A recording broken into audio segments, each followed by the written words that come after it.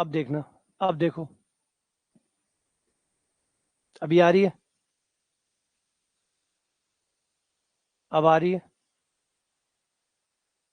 ठीक है, चलो ठीक है, बताइए, आ जाओ फिर। चलो हम जो बात कर रहे थे उस पर वापस आते हैं कि हमने दो महत्वपूर्ण परिभाषाएं पढ़ी है, बहुत ही महत्वपूर्ण परिभाषाएं पढ़ी। अब तो जो थ्योरी पढ़ रहे हैं, अभी जो थ्योरी पढ़ रहे हैं, ये शुरुआती थ्योरी होती है। ये हमेशा जब भी आप रियल नंबर पढ़ते हैं, और आप जानते भी है कि हमारी पूरी गणित जो है वो उसका बहुत बड़ा हिस्सा जो है वो रियल नंबर पे ही बना हुआ है, वो रियल नंबरों पे बना हुआ है, और रियल नंबर में भी समुच्चय पे बना हुआ है। रियल नंबर प्लस समुच्चय, ये दोनों चीजें मिक्स कर दो तो आपके लगभग लगभग मोटा मोटी हर ब्रांच इसके अंदर कवर हो जाती है। मोटा मोटी सारी ब्रांचों का जो फाउंडेशन है वो या तो रियल नंबर से बना है प्लस समुच्चय सिद्धांत से बना है। तो समुच्चय प्लस रियल नंबर दोनों को मिक्स कर दो तो हर ब्रांच का नीचे की नींव जो है वो तैयार हो जाती है। और उसमें कुछ परिभाषाएं हैं जो आज हम पढ़ रहे हैं, कल से भी लगातार कंटिन्यू जो कर रहे हैं, उसमें आता है अंतराल आते हैं, खुद समुच्चय क्या होता है वो आता है। पहले तो रियल नंबर क्या होता है, जो हमने लास्ट लेक्चर में, शुरुआती लेक्चर 5, 6, 7 जो शुरू किए थे, उसमें हमने यही पढ़ा था कि रियल नंबर होता क्या है और रियल नंबर में कौन कौन से विशेषताएं होती है ना, रियल नंबरों में क्या क्या विशेषताएं होती है, वो सब हमने रियल नंबरों को पूरा डिटेल से पढ़ा। और रियल नंबर की जो फंडामेंटल परिभाषा है वो हमने पढ़ी कि भाई ये जो है ये प्रसार अभिग्रहितों को मानते हैं, ये क्षेत्र अभिग्रहितों को मानते हैं, ये क्रम अभिग्रहितों को मानते हैं, ये उसके बाद में पूर्णता अभिग्रहितों को मानते हैं, आर्कमिडियन पर गुणों को मानते हैं, है ना, इनमें सघनता होती है। हमने वो पढ़ा जो हमने कभी भी रियल नंबर के बारे में इससे पहले नहीं पढ़ा था। रियल नंबर तो हम सदियों से पढ़ते आ रहे हैं और पढ़ना ही पड़ेगा क्योंकि सब कुछ रियल नंबर पे बना हुआ है। तो हमने रियल नंबर को पहाड़ों के तौर पे पढ़ा है, हमने जोड़ बाकी के तौर पे पढ़ा है, हमने साधारण ब्याज, चक्रवर्ती ब्याज, लाभ हानि, साझा, इसमें पढ़ा है। लेकिन कभी हमने खुद नहीं पढ़ा कि रियल नंबर में क्या क्या है, रियल नंबर के परगुण क्या है, रियल नंबर खुद कैसे बना है और कौन कौन सी बातें उसमें सत्य है और कौन सी असत्य है। इस तरीके से हमने नहीं पढ़ा था। तो रियल नंबर को हमने एकदम बेस पार्ट से, एकदम फाउंडेशन से शुरू किया था। उसके बाद में हमारे पॉइंट सेट थ्योरी पे, क्योंकि मैंने जैसे कहा कि रियल नंबर और समुच्चय ये दो चीजें महत्वपूर्ण होती है। तो अब रियल नंबर बन गए तो हमने उनके समुच्चय बनाने शुरू किए और समुच्चयों में हमने अंतरालों को शुरू किया। खास प्रकार का समुच्चय अंतराल, फिर अंतराल से शुरू किया। अंतरालों में हमने सीमित अंतराल, असीमित अंतराल, उसके बाद में भी विवर्त अंतराल, संवर्त अंतराल, है ना, फिर अर्ध अंतराल, ये करते करते हम फिर सामीप्य पे पहुंचे। सामीप्य से सीमा बिंदु तय किया और उसके बाद में हम पहुंच गए विवर्त और संवर्त समुच्चय के परिभाषा पे। और हमने देखा कि समुच्चय जो होता है संवर्त और विवर्त, ओपन और क्लोज, क्योंकि ओपन क्लोज बोलने में ज्यादा आसान होता है विवर्त और संवर्त बोलने के लिए। तो आप अपने हिसाब से इससे कंफ्यूज मत होइएगा। ज्यादातर ओपन और क्लोज वर्ड ज्यादा फेवरेबल होता है, ज्यादा अच्छा बोलने में आसान होता है, बजाय विवर्त और संवर्त है वही इंग्लिश है और हिंदी है। तो ओपन सेट क्लोज सेट हमने पढ़ा। सबसे पहले हमने डाला क्लोज सेट की डेफिनेशन, क्योंकि सीमा बिंदु से ही क्लोज सेट क्या आती है। अगर कोई सेट ऐसा है, अगर कोई सेट ऐसा है जिसके बिंदु तो सब में ही होते हैं, भाई समुच्चय है तो समुच्चय के बिंदु समुच्चय में ही होंगे, समुच्चय के बिंदु समुच्चय में ही होंगे, वो तो होने थे। बात, एक इंटरेस्टिंग पॉइंट हमने परिभाषा में ये डाला कि अगर, यदि उस समुच्चय का कोई सीमा बिंदु है तो वो भी समुच्चय के अंदर ही होना चाहिए। बिंदु तो समुच्चय के अंदर है ही है, सीमा बिंदु भी समुच्चय के अंदर ही होना चाहिए, है ना। तो बिंदु तथा समस्त सीमा बिंदु समुच्चय के ही अवयव हो, ऐसा समुच्चय संवर्त समुच्चय कहलाता है। तो ये होगी संवर्त समुच्चय की परिभाषा। उसके बाद में हम आए विवर्त समुच्चय की परिभाषा में। विवर्त समुच्चय की परिभाषा में हमने कहा कि कोई समुच्चय विवर्त तब कहलाता है जब उसके प्रत्येक बिंदु जो उसके अंदर है, प्रत्येक बिंदु जो उसके अंदर है वो तथा उसका सामीप्य, चाहे छोटा लो, बहुत छोटा लो, उसका हर बिंदु और उसका सामीप्य, उसका पड़ोस, लेफ्ट और राइट दोनों, दोनों समुच्चय के ही अवयव हूं। यानी मैं भी समुच्चय का हूं और मेरा पड़ोसी भी समुच्चय से ही हो। चाहे पड़ोसी छोटे हो, छोटा अंतराल बना लो, उससे कोई परेशानी नहीं है, छोटे अंतराल से परेशानी नहीं है, लेकिन बनना चाहिए मैं केसरिया और मेरे पड़ोसी केसरिया, ये होना चाहिए। तो अगर ऐसा नहीं होता है तो वह बिंदु आंतरिक बिंदु नहीं कहलाएगा। और आंतरिक बिंदु का मतलब यही है, वो बिंदु और बिंदु का पड़ोसी। अगर हर बिंदु समुच्चय में तो होता ही है, बिंदु समुच्चय में तो होता ही होता है, लेकिन आंतरिक बिंदु के लिए हमने स्पेशल केस डाला था कि आंतरिक बिंदु इंटरनल पॉइंट तब बोलेंगे जब कोई बिंदु उसके अंदर हो प्लस उसका एक सामीप्य छोटा, बहुत छोटा, इससे हमें कोई आपत्ति नहीं है। हमें बस ये चाहिए कि बिंदु और बिंदु का एक पड़ोस उसके अंदर विद्यमान हो, उस समुच्चय का ही हिस्सा हो। बिंदु भी समुच्चय का हिस्सा हो, वो तो होना ही पड़ेगा, पड़ोसी भी समुच्चय का ही हिस्सा हो, बस इतना हो तो उस बिंदु को आंतरिक बिंदु कहते हैं। और अगर किसी समुच्चय के सारे ही बिंदु आंतरिक बिंदु है, मतलब हर बिंदु मैं और मेरा पड़ोस समुच्चय के अंदर ही रहते हैं, तो फिर ऐसा समुच्चय विवर्त समुच्चय कहलाता है। ये सब कुछ हमने लास्ट परिभाषा में पढ़ा। अभी यहाँ दोनों परिभाषा में अगर आप देखें तो आपको पता लगेगा कि समवर्त और विवर्त की परिभाषा में तो रात दिन का अंतर है। कहाँ समवर्त की परिभाषा वो सीमा बिंदु की बात कर रही है कि भैया हर बिंदु अगर समुच्चय वहां है, समुच्चय के सारे बिंदु जहां है उसी के अंदर उसका सीमा बिंदु होने चाहिए। समवर्त में आपने ये पढ़ते हैं। विवर्त में जब आप आते हैं तो विवर्त में आप कोई सीमा बिंदु की बात ही नहीं करते। विवर्त में तो आप कहते हैं कि भैया सीमा बिंदु छोड़ो, सीमा बिंदु छोड़ो। हमारी परिभाषा तो ये है कि हर बिंदु और उसका सामीप्य, बिंदु एवं सामीप्य दोनों ही समुच्चय के अंदर होने चाहिए और हर अवयव पे ये बात लागू होनी चाहिए, हर अवयव पे बात लागू। तो इस परिभाषा, इस थ्योरी को ना धीरे धीरे धीरे धीरे बनाना पड़ता है। ये आप जल्दबाजी में नहीं बना सकते। आप अचानक आउट हो गए यूं ही पढ़ के मुझे समझ में आ गया, नहीं। थ्योरियां सदियां ले लेती है। अजीब लगेगा क्योंकि लोगों को ये सुनने की आदत नहीं होती। लोगों को चाहिए कि 1 महीने में या 5 दिन में या 2 दिन आप पढ़ोगे और आपको क्लियर हो जाएगा। नहीं, सदियां ले लेती है, सदियां। जैसे कॉम्पैक्ट सेट है, कॉम्पैक्ट सेट की परिभाषा को हजम करने में मुझे 15 साल लग गए होंगे, वो शायद ज्यादा भी लग गए होंगे, तो गारंटी नहीं ले सकता। और भी, और आज भी मुझे डाउट है, मैं क्लियर हूँ, हो सकता है मुझे डाउट हो, और हो सकता है कोई अच्छा सवाल आ जाए तो मुझे दोबारा से थ्योरी को ठीक करना पड़ेगा। ये हकीकत है, थ्योरी में ये कहानियां होती है, क्योंकि थ्योरी में बहुत कुछ होता है जो छुपा रहता है। एग्जाम्पल्स नहीं होते इनके, इनके एग्जाम्पल्स नहीं होते कि क्योंकि जैसे जैसे मैथ्स एडवांस होती चली जाती है, आपका एग्जाम्पल वाला पार्ट कमजोर होता चला जाता है, क्योंकि तब आपके एग्जाम्पल नहीं होते, आप देख नहीं पाते, विजुअलाइजेशन खत्म हो जाता है। क्योंकि विजुअलाइजेशन किन का होगा? कोई चीज काम की हो, कोई चीज 2D हो, ज्योमेट्री हो, क्षेत्रफल हो, आयतन हो, वो तो आप देख सकते हो, वो तो आप देख के बता दोगे, लेकिन हर चीज देखी नहीं जा सकती। तो आप जब एडवांस मैथ्स पे आ जाते हो तो एक हिस्सा ये बन जाता है कि अब आपको चीजें दिखनी बंद हो गई है, ठीक है ना। एग्जाम्पल आप ले नहीं सकते। अब आपके पास पूर्णतः सिर्फ परिभाषा और उसके शब्द और वो समीकरण है। अब उससे आप कितना निचोड़ निकाल पाते हो, और वो एक बार में निकलता नहीं है ना। जैसे गन्ने का जूस होता है, एक बार गन्ना दिया, मोड़ा, फिर दोबारा दिया, फिर मोड़ा, फिर दोबारा दिया। तो थ्योरी में ऐसे ही चलता है। इस खासकर जो अच्छी थ्योरी है उसमें यही चलता है, बार बार घूमते हो, बार बार, और तब जाके उसमें निचोड़ निकलता है। क्योंकि नहीं तो ऊपर ऊपर से आप परिभाषा पढ़ा के सुना के आप निकल जाओ, ठीक है ये परिभाषा, ये है, बात है, लेकिन जब समझने में आओगे तो टाइम लगेगा, और बहुत अच्छा खासा टाइम लगेगा, क्योंकि आइडिया गहरे हैं। ऐसे छोटे मोटे आइडियाज नहीं है। एक याद आता है जब नेट की परिभाषा, नेट जब आप CSI या नेट करते हैं तो एक एप्सिलॉन डेल्टा की परिभाषा आती है, एक यूनिफॉर्म कंटिन्यूटी होती है, एक समान सातत्य, उसकी एक परिभाषा आती है एप्सिलॉन डेल्टा की। सातत्य और एक समान सातत्य की दोनों की परिभाषा बिल्कुल क्लियर है। डेफिनेशन में आप देखेंगे लगभग लगभग दोनों क्लोज है, बहुत क्लोज है, लेकिन अब पढ़ाने वाले पे डिपेंड करता है। पढ़ाने वाले को खुद को भी समझ में नहीं आता, हकीकत बता रहा हूँ, ठीक है ना। कोई झूठ बोलना मुझे अच्छा लगता भी नहीं है, और मैं खुद भी कहता हूँ कि भैया मैं भी बैठा हूँ और भी लोग बैठे हैं, सब वो परिभाषा को, कई परिभाषाएं ऐसी होती है, इतनी जानलेवा होती है कि उनको समझ पाना नियर टू इम्पॉसिबल होता है।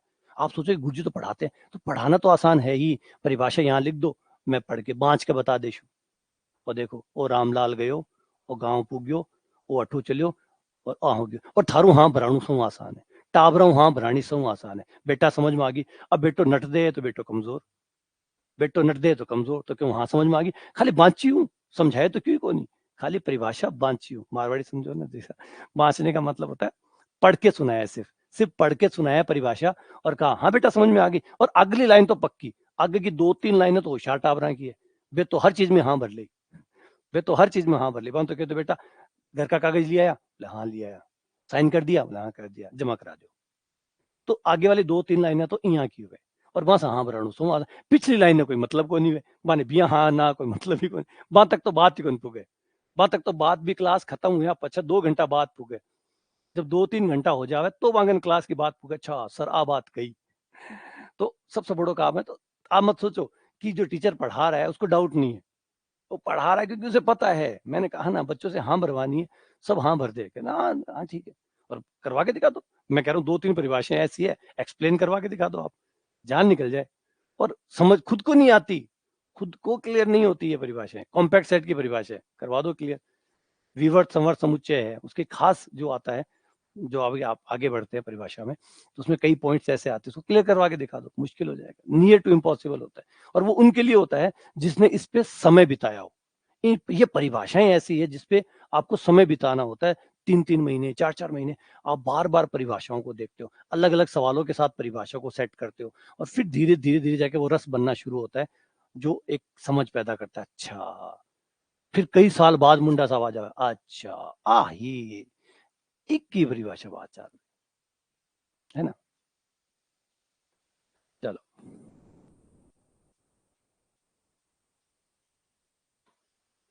तो ये है कहानियां। तो थ्योरी की कहानी ऐसे नहीं है कि भाई आप ये सोचो कि टीचर्स महान है, महान कोई नहीं है। भयंकर टाइम लगता है, भयंकर समय लगता है इनको हजम करने में। माचणु सौ आसान है।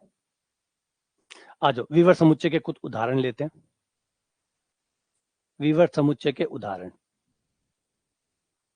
हर विवर्त अंतराल, अगर कोई अंतराल विवर्त है तो वो विवर्त समुच्चय है, विवर्त समुच्चय है। लेकिन विवर्त समुच्चय है इसलिए विवर्त अंतराल है नहीं, हर विवर्त अंतराल, हर विवर्त अंतराल विवर्त समुच्चय होता है। हर विवर्त अंतराल विवर्त समुच्चय होता है। अगर कोई विवर्त अंतराल है,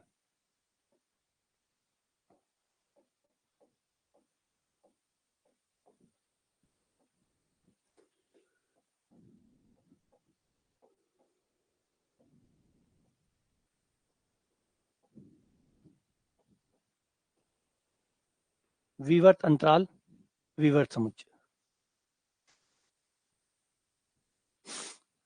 लेकिन उल्टा सत्य नहीं है। जरूरी नहीं है कि हर विवर्त अंतराल विवर्त समुच्चय अंतराल भी हो। हाँ, हर विवर्त अंतराल है तो विवर्त समुच्चय जरूर होगा, क्योंकि वो शर्त पूरी करता है विवर्त समुच्चय की, विवर्त समुच्चय की शर्त पूरी करता है। आप कोई भी विवर्त अंतराल लो, उसमें जाओ, क्योंकि विवर्त अंतराल है तो लगातार है, लास्ट टाइम हमने देखा है। विवर्त अंतराल है तो लगातार है, किसी भी पॉइंट पे जाओगे वो और उसका पड़ोसी वहीं रहते होंगे, लगातार है, लगातार है, कोई गैप है ही नहीं, तो वो और उसका पड़ोसी वहीं रहते होंगे, तो सब कुछ फिट हो गया। तो विवर्त अंतराल विवर्त समुच्चय होता है, लेकिन विवर्त समुच्चय विवर्त अंतराल हो ये गारंटी नहीं है। इसका एग्जाम्पल ले लीजिए फाई, फाई सेट, फाई ले लो। फाई जो है वो एक विवर्त समुच्चय है, परंतु विवर्त अंतराल नहीं है।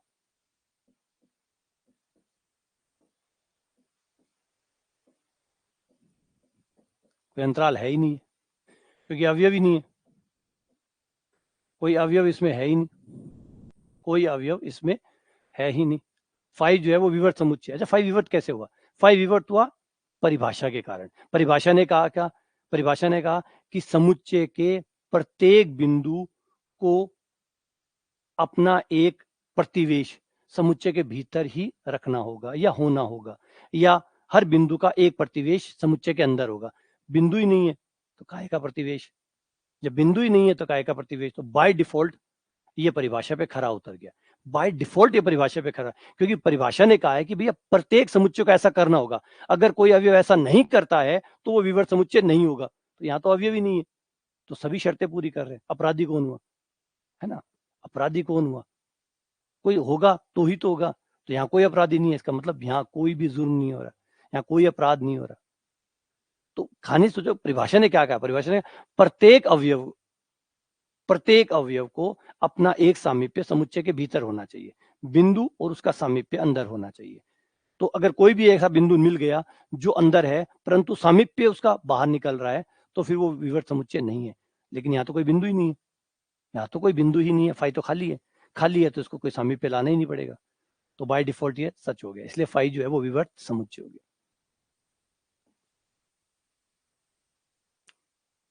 अब क्यों विवर्त समुच्चय नहीं है? क्यों बहुत डेंस है, लेकिन डेंस होने के बाद भी बेचारा विवर्त नहीं है, समझ रहे हो? जो फाई क्यू है वो विवर्त समुच्चय नहीं है, बताओ, डेंस होने के बावजूद भी विवर्त नहीं है। समझ सकते हो क्यों नहीं है?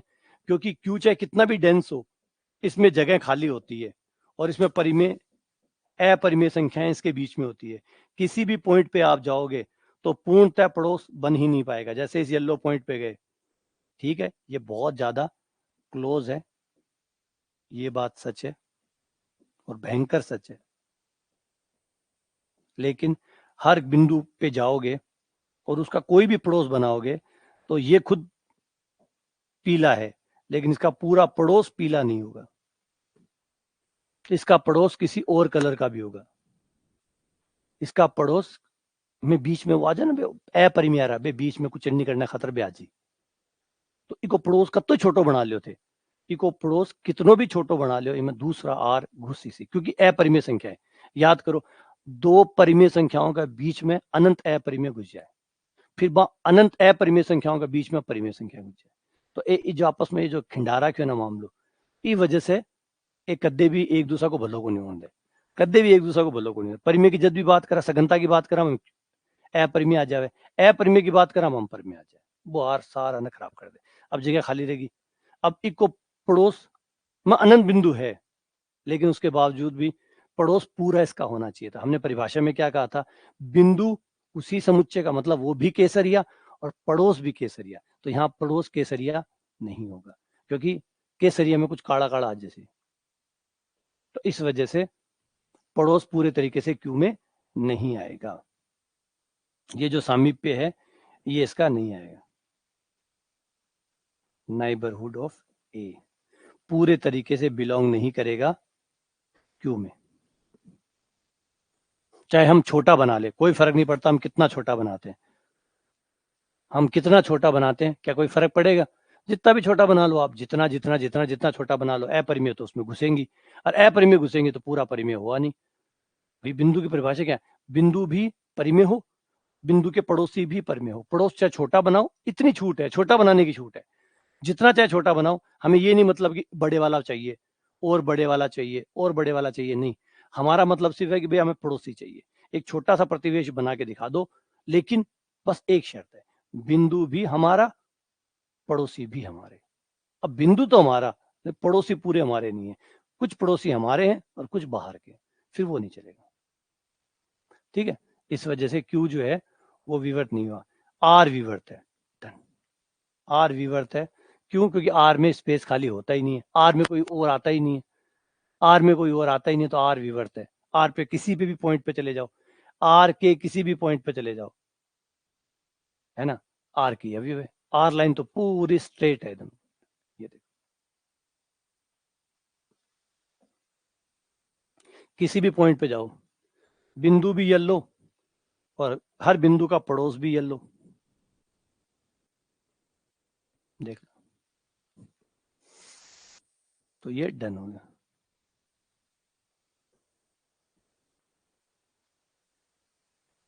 अगला, कोई भी परिमित समुच्चय विवर्त समुच्चय नहीं होता। कोई भी परिमित समुच्चय, इंपॉर्टेंट, कोई भी परिमित समुच्चय, अगर समुच्चय परिमित है तो वो विवर्त नहीं हो सकता। सोचो, परिमित विवर्त क्यों नहीं हो सकता? कोई भी परिमित समुच्चय विवर्त क्यों नहीं हो सकता? लेकिन यहाँ पे थोड़ा सा ठीक कर देना चाहिए था, थोड़ा सा।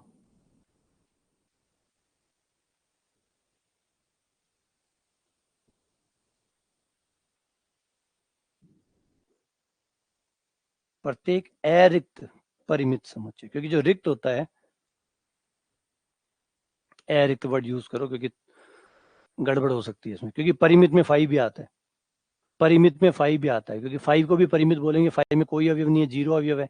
और परिमित समुच्चय क्या किसे कहते हैं? जिसके अवयवों को गिना जा सकता है या फिक्स अवयव होते हैं, तो फिक्स अवयव है इसके अंदर, तो ये परिमित समुच्चय है, लेकिन विवर्त है। तो यहाँ पे थोड़ा ठीक कर लेते हैं, कोई भी अरिक्त अगर हुआ, कोई भी अरिक्त हुआ और फिर परिमित हुआ, तो वह कभी भी विवर्त समुच्चय नहीं हो सकता। क्यों? क्योंकि जब परिमित अवयव होंगे, अगर परिमित अवयव हुए, परिमित अवयव होने का मतलब 50 अवयव है, 500 अवयव है, 5 लाख है, या 5 करोड़ है, और या 5 अरब है, जितने मन में आए एक निश्चित संख्या ले लो, लेकिन होगा क्या? बीच में जगह खाली होगी, बीच में जगह खाली होगी, तो बिंदु केसरिया, लेकिन पड़ोस केसरिया नहीं हो पाएगा।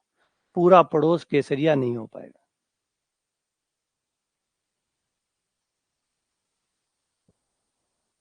हाँ, ये है, यहाँ पे भी इसमें अपरिमित वर्ड ऐड कर दो।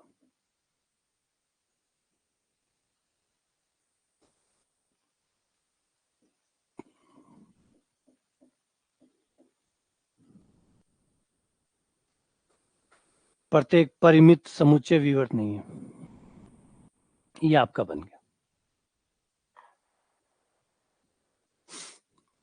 और कोई भी संवर्त अंतराल अगर आप लेते हैं तो वो विवर्त समुच्चय नहीं हो सकता। ये कल की बात में हमने कहा था, क्यों नहीं हो सकता, क्योंकि किनारे जो हैं, किनारों पे दिक्कत आ जाती है। जो संवर्त अंतराल होता है, विवर्त अंतराल के पास तो किनारे होते ही नहीं है, विवर्त अंतराल के पास तो किनारे होते ही नहीं है, संवर्त अंतराल के पास किनारे होते हैं। अब किनारे होने की वजह से उन किनारों पे जाके जब हम सामीप्य बनाने की कोशिश करते हैं तो एक साइड का सामीप्य तो अंदर आ जाता है, लेकिन दूसरी साइड का सामीप्य बाहर चला जाता है। एक साइड के पड़ोसी दूसरे आ जाते हैं, वो केसरिया नहीं होते। एक साइड के पड़ोसी तो केसरिया हो गए, लेकिन दूसरे साइड वाले केसरिया नहीं है, तो वो दिक्कत खड़ी कर देते हैं, तो यहाँ से कहानी बिगड़ जाती है। इसलिए संवर्त अंतराल जो है वो विवर्त समुच्चय नहीं होता। चलो परमे पे आते हैं। थोड़ा विवर्त और संवर्त की जो परमे है उनमें भी एक हल्का सा अंतर देखने को मिलेगा। वो है, संवर्त पे याद करो, यही परमे थी, सेम संवर्त पे थी, लेकिन संवर्त में हमने कहा था कि संवर्त समुच्चय का प्रत्येक समुदाय नहीं कहा था, परिमित कहा था कि यूनियन परिमित होना चाहिए, परिमित यूनियन ही संवर्त बनाता है। लेकिन यहाँ पे उल्टा सुनने को मिलेगा यहाँ पे उल्टा आएगा, विवर्त समुच्चय का प्रत्येक समुदाय, प्रत्येक समुदाय मतलब अनंत भी ले सकते हो आप, अनंत भी ले सकते हो, और अनंत का भी संग करोगे, यूनियन करोगे तो विवर्त समुच्चय आएगा। ये परिभाषा उस समय ऐसी नहीं थी। ये सेम परिभाषा जब आप संवर्त पे बोलते हो तो आप यहाँ पे प्रत्येक समुदाय नहीं यूज करते, बल्कि परिमित यूज करते हैं। परिमित का संग ही एक संवर्त होता है। वो परिभाषा में ये अंतर था दोनों की डेफिनेशन। इसका मतलब संवर्त में क्या होता है, संवर्त में क्या होता है, अभी उसका उल्टा है, ये दूसरी पर में आएगी, ये उसकी उल्टी है। ये देखो यहाँ पे क्या है कि विवर्त समुच्चय अगर ले रहे हो तो विवर्त समुच्चयों का आपको परिमित संख्या में ही लेना होगा, और उनका सर्वनिष्ठ करने पर विवर्त समुच्चय होता है। दोनों उल्टी है, दोनों ही उल्टी है। जब आप संवर्त समुच्चय की बात करते हैं, संवर्त समुच्चय की बात करते हैं, तो यूनियन के टाइम में आपको परिमित होना पड़ता है। अगर आप संवर्त समुच्चय की बात कर रहे हैं कि हमारे समुच्चय संवर्त है, तो फिर आपका यूनियन जो होता है वो परिमित होना चाहिए, तभी आपका संवर्त बनेगा। हाँ, इंटरसेक्शन में आपको अपरिमित कहा था, इंटरसेक्शन चाहे आप अपरिमित ले लो चल जाएगा, वो संवर्त बनेगा। लेकिन विवर्त में उल्टा है, विवर्त में यूनियन आप अनंत ले सकते हैं, यूनियन चाहे अनंत ले लो विवर्ती बनेगा, लेकिन इंटरसेक्शन जो है वो परिमित लेना होगा, तभी आपका विवर्त बनेगा। तो देखा, एक एक बारीक में डिफरेंस है, और इस वजह से ये जो दो चार परमे हैं ये आपस में उलझ जाती है, चार उलझ जाती है। चार कौन सी है? नंबर एक, अगर हम सेट ले लेते हैं परिमित, इन दोनों को साथ में लिखें, यहाँ पे ले लेते हैं, पहले विवर्त वाली लिख लेते हैं, फिर उसके सामने संवर्त वाली लिख लेंगे। ये रही, इसके सामने ही संवर्त वाली लिख लेते हैं। संवर्त वाली में था, जब आप यहां लेते हैं तो संवर्त समुच्चयों के प्रत्येक समुदाय नहीं, परिमित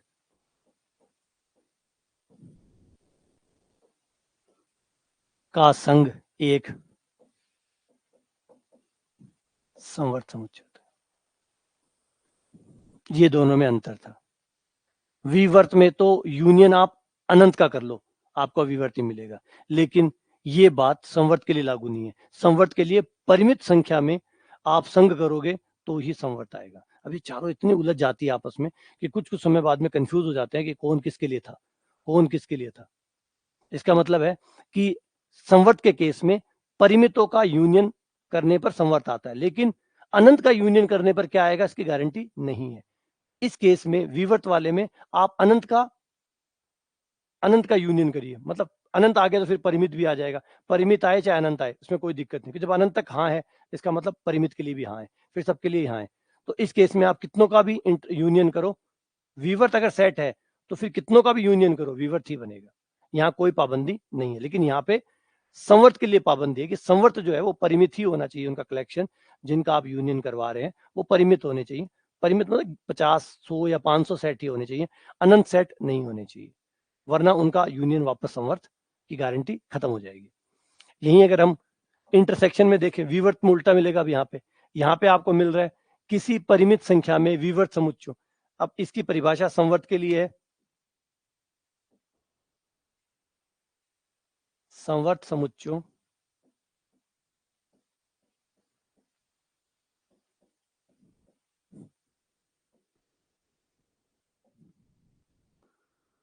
प्रत्येक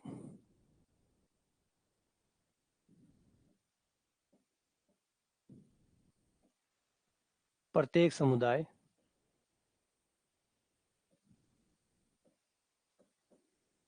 का सर्वनिष्ठ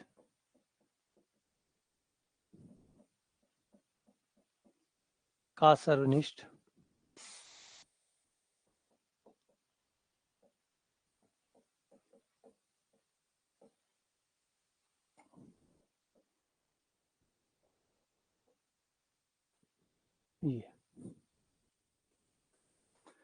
परिमित संख्या में विवर्त समुच्चयों का इन्हीं पे क्वेश्चन भी आते हैं, इन पे क्वेश्चन भी आते हैं। ये जो परिभाषा है ना भी, इन पे सवाल आ जाते हैं और बढ़िया सवाल बन जाते हैं, क्योंकि अच्छा कंफ्यूज कर देते हैं ये लोग। ये चारों जो है आपस में कंफ्यूज कर देते हैं और कर ही देते हैं, क्योंकि जितना परिमेय कह रही है उतना याद रखवाना मुश्किल हो जाता है, क्योंकि वो मिक्स हो गया कि भाई संवर्त के केस में कौन सा था, विवर्त के केस में कौन सा था। संवर्त का यूनियन और विवर्त का इंटरसेक्शन, थोड़ा सा ये चार जो परमेय, चारों में ही हल्का हल्का सा, जैसे मैंने कहा शब्दों शब्दों का फेर है, शब्दों शब्दों का फेर है। संवर्त में आप कोई भी समुदाय लीजिए, समुदाय का मतलब आप कितने भी सेट लीजिए, कोई शर्त नहीं है आप पे, जितने भी चाहे सेट लो, परिमित लो अपरिमित लो, आपको फुल छूट है। और उनका इंटरसेक्शन करो, संवर्त ही आएगा, संवर्त ही आएगा। लेकिन विवर्त के अंदर इंटरसेक्शन करने जा रहे हो तो परिमित सेट का ही कर सकते हो। अगर विवर्त में जा रहे हो इंटरसेक्शन करने और विवर्त ही चाहते हो कि रिजल्ट विवर्त आए, तो फिर सेट परिमित होने चाहिए, परिमित समुच्चयों को ही लेके जाना होगा। फिक्स सेट होने चाहिए, 50 लो, 100 लो, 500 लो, वो अलग बात है, लेकिन फिक्स सेट ही लेके जाना पड़ेगा। तो ये डिफरेंस परमे का है। अब यहाँ पे एक इंपॉर्टेंट परिभाषा जो आपस में संवर्त और विवर्त को जोड़ती है, संवर्त और विवर्त को जोड़ती है।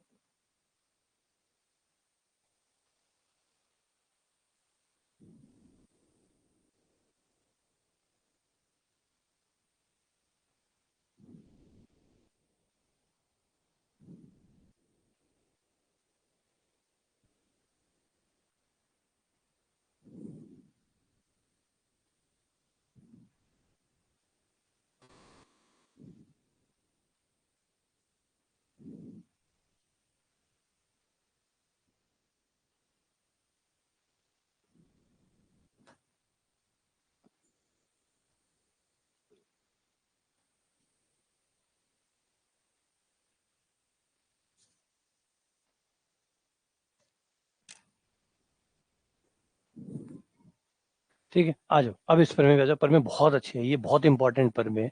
ये समझाती है कि आपका विवर्त और संवर्त, हर सेट, कोई भी सेट अगर विवर्त है तो उसका नॉट निकाल लो, कॉम्प्लीमेंट निकाल लो, पूरक निकाल लो, वो हमेशा संवर्त होगा। कोई भी सेट अगर विवर्त है तो उसका कॉम्प्लीमेंट करो, उसका पूरक करो, उसका नॉट करो, नॉट करो मतलब निकाल दो, उसे हटा दो, रियल नंबरों में से निकाल दो, अपने आप बचा हुआ सेट संवर्त हो जाएगा। और अगर खुद संवर्त है, क्योंकि हमें पता है अगर एक सेट संवर्त है तो बचा हुआ सेट, रियल नंबर में जो सेट बच गया, बचा हुआ सारा सेट समविवर्त होगा। यानी पूरा का पूरा रियल नंबर, अगर कोई एक सेट विवर्त है तो बचा हुआ रियल नंबर का बचा हुआ सारा भाग संवर्त समुच्चय बनाएगा, रियल नंबर का बचा हुआ सारा भाग संवर्त समुच्चय बनाएगा। ये थ्योरम कहते हैं।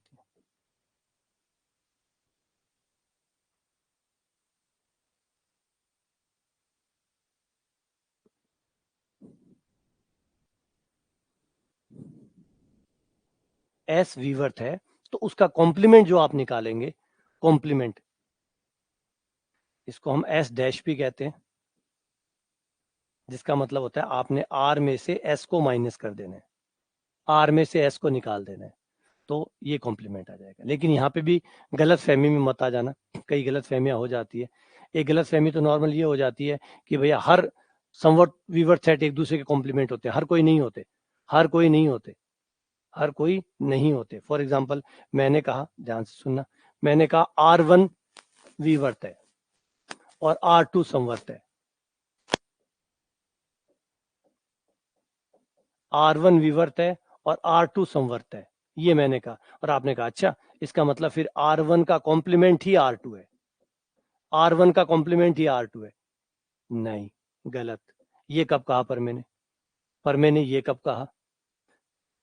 पर मैंने थोड़ी कहा कि कोई भी दो सेट उठाइए, कोई भी दो सेट उठाइए, एक सेट ओपन है तो दूसरा उसका कॉम्प्लीमेंट होगा जो कि समवर्त होगा, ऐसा थोड़ी कहा पर मैंने कहा कि जो भी सेट विवर्त है उसका कॉम्प्लीमेंट निकालोगे तो वो समवर्त आएगा। ऐसा नहीं कि हर कोई के लिए नहीं कहा, अपने लिए कहा है कि मैं अगर विवर्त हूं, मेरा कॉम्प्लीमेंट समवर्त आएगा, मेरा कॉम्प्लीमेंट समवर्त आएगा। इसका मतलब नहीं कि कोई भी समवर्त है वो मेरा कॉम्प्लीमेंट है, कोई भी समुच्चय अगर समवर्त है तो वो मेरा ही कॉम्प्लीमेंट है, ऐसा नहीं कहा गया, ऐसा नहीं कहा। इसने कहा कि मैं विवर्त हूं तो मेरा कॉम्प्लीमेंट समवर्त आएगा, या मैं समवर्त हूं तो मेरा कॉम्प्लीमेंट विवर्त आएगा, क्योंकि एक दूसरे के कॉम्प्लीमेंट ही होते हैं, एक दूसरे कॉम्प्लीमेंट होते हैं। अगर किसी का कॉम्प्लीमेंट निकाल लिया, उसका दोबारा कॉम्प्लीमेंट निकालोगे, वापस से वही सेट आ जाता है। तो अगर कोई भी सेट एक टाइप का है, विवर्त या समवर्त, तो उसका कॉम्प्लीमेंट हमेशा उसके अपोजिट में आएगा, विवर्त या संवर्त में। अगर वो खुद संवर्त है तो उसका कॉम्प्लीमेंट विवर्त आएगा, अगर वो विवर्त है तो उसका कॉम्प्लीमेंट संवर्त आएगा। ठीक है ना? तो ये गलत फहमी मत ला लेना, ये गलत फहमी मत निकाल लेना कि भाई अपने हिसाब से कुछ भी इसमें से निकाल लो, क्योंकि यही थ्योरी में होता है। थ्योरी में सबसे बड़ी प्रॉब्लम ये होती है कि आप क्या गलत समझ रहे हैं आपको पता ही नहीं लगता, आप कितना गलत समझ रहे हैं, कितना आपको समझ में आ रहा है, नहीं आ रहा। क्योंकि एग्जाम्पल तो होते नहीं है, सवाल होते नहीं है, सवाल होते नहीं है तो आपकी थ्योरी टेस्ट होती नहीं है, थ्योरी टेस्ट नहीं होती तो आपको ये लगता है कि हाँ जो मैंने माना है एक्चुअली आपने सच सीखा है या माना है, कुछ पता नहीं चलता उसमें। आपकी खुद की बनाई हुई थ्योरी हो सकती है, आपकी खुद के द्वारा फैब्रिकेटेड थ्योरी हो सकती है, आपको कैसे पता चलेगा कि वो सही? तो थ्योरियों को सही होने, जैसे मैंने बताया कि 10 साल 15 साल लग जाते हैं सही होने में। क्यों? क्योंकि आपको पता ही नहीं होता कि आपने कितना सही सीखा है, आपने हिसाब से बना लिया, ठीक है, एक थ्योरी बना ली। अब थ्योरी बना ली, वो टेस्ट तो हुई नहीं, टेस्ट नहीं हुई, जैसे पतंजलि वाले चल रहे हैं, कुछ भी बना देते हैं वो। और जो बाकी लोगों में दवाइयां आती है, आयुर्वेद में आप देखते हैं बहुत सारी, होम्योपैथी, टेस्टिंग का कोई सिलसिला ही नहीं है, आया कुछ भी बनाया है ना। रामदेव जी वाले में क्या चल रहा है? यही चल रहा है, वो आए, उन्होंने कोरोनिल बनाई, दवा ठोक दिया, ये दवाई सबका इलाज करेगी, कोरोना ही खत्म दुनिया में से, कुछ भी दावा ठोक दिया। तो कहानी ऐसे चलती है। जब आप थ्योरी में पढ़ते हो तो यही होता है कि आप कुछ भी बनाते रहते हैं अपने हिसाब से, क्योंकि आपको समझना तो है ही है। अब आपको समझना है तो आप अपने हिसाब से जो मन में लग रहा है वो समझे जा रहे हैं, जो मन में लग रहा है वो थ्योरी बनाए जा रहे हैं। बन गई थ्योरियां तो, अब बन गई, अब सही है या गलत है ये तो नहीं पता लगा ना, बन तो गई, आपका मन संतुष्ट है कि हाँ मेरे को समझ में आ गया, शांति है। लेकिन एक्चुअल में वो सही बनी है या नहीं बनी, वो सही बनी है या नहीं बनी, क्या पता। दिक्कत यही है कि सही और गलत का तो पता लगा ही नहीं अभी। अब सही गलत का कब पता लगेगा? जब आप सवाल निकालेंगे, सवाल निकालेंगे। अब सोचो, आप ये सोच रहे हो कि सर ये हमारी प्रॉब्लम है, नहीं, ये टीचर्स की प्रॉब्लम भी है, जो पढ़ा रहे हैं उनकी प्रॉब्लम भी है। सदियों सदियों तक उनकी थ्योरियां भी ठीक होती रहती है, उनकी थ्योरियां, जो पढ़ा रहा है क्लास में पढ़ा रहा है, उसकी भी थ्योरियां ठीक होती रहती है, बार बार सुधार होती है। कोई अच्छा सवाल आता है, थ्योरी पे स्ट्राइक करता है, समझ में आता है यार अब तक जो सोच रहा था वो तो गलत निकला, ये तो ऐसे होता है, फिर वो दोबारा अपनी थ्योरी को ठीक करता है। तो ये सदियों का प्रोसेस है ठीक करना। क्योंकि थ्योरी में मैंने कहा कि यहाँ बहुत कुछ है आपका मानने का, आपने मान लिया जो चाहे, क्या क्या गलत फहमियां आप पाल सकते हो वो तो आप भी जानते हो, क्या क्या गलत फहमियां आप अपने हिसाब से पाल सकते हो वो तो आप जानते ही हो। अब वो गलत फहमियां पल तो गई, आपको खुद भी नहीं पता उसमें से कितना सही है कितना गलत है, और वो चल रहा है और वो चले जा रहा है ना। तो यही कहानी होती है थ्योरी की दिक्कत।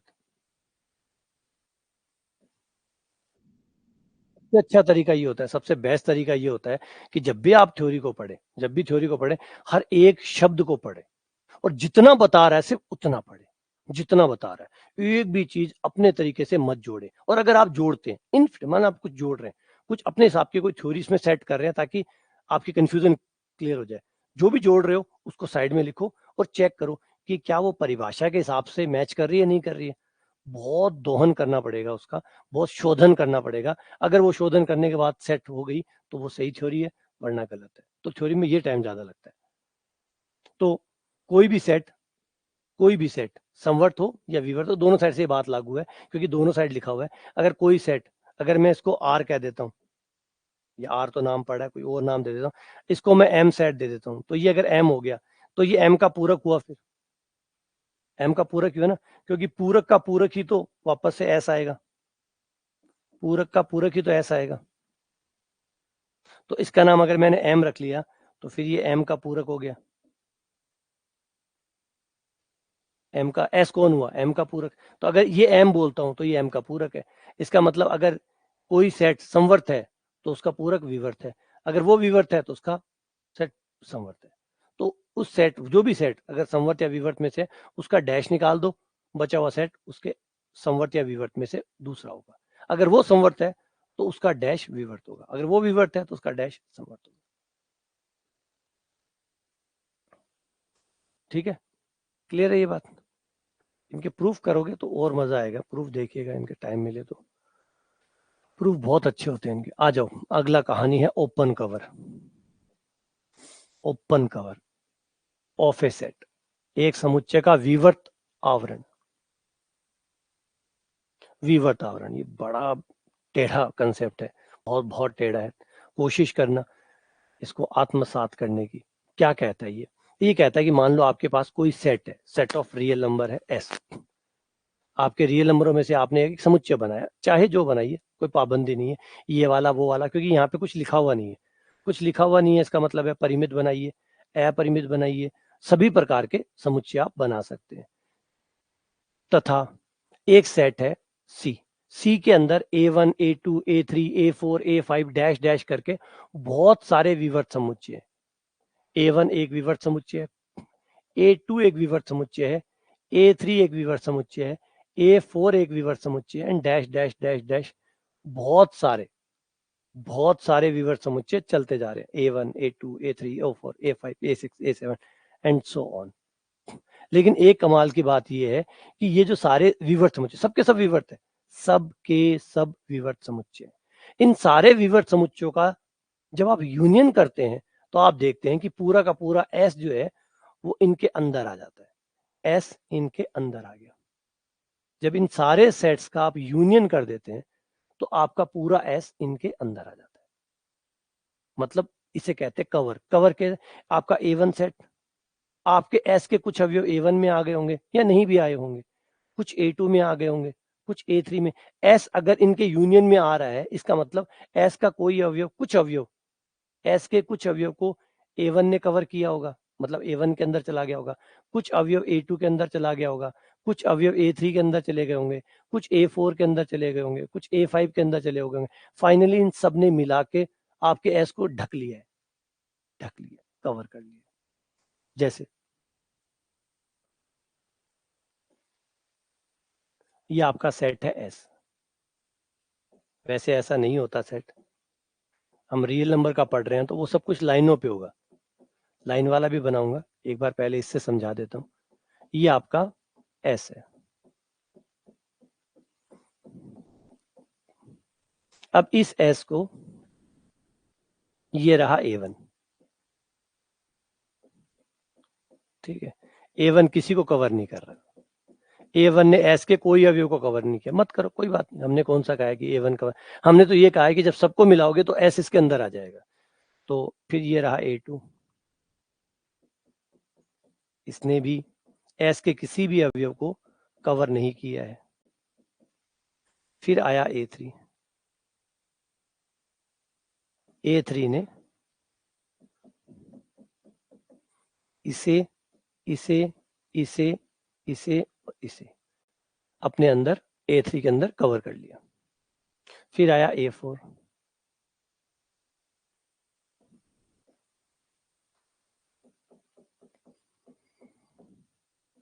A4 ने इनको कवर कर लिया।